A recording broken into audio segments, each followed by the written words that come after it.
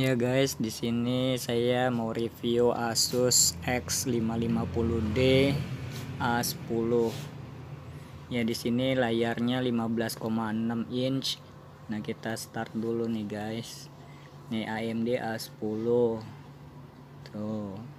Ini cocok untuk AutoCAD, untuk orang desainer, kontraktor.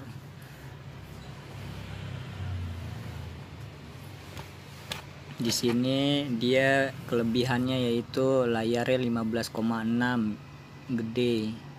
Terus di sini ada USB port, VGA, HDMI.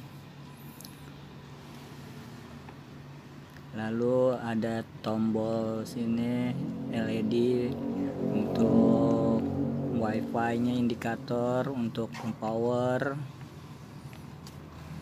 Nah, keyboardnya juga ini untuk keyboard yang 15,6 nih, gede. DVD-nya slim.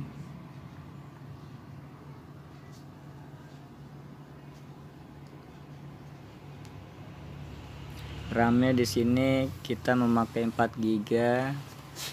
Nah, SSD-nya 256. Nah, dia pakai prosesornya A10, 2 GB, memakai 8550G. Ya.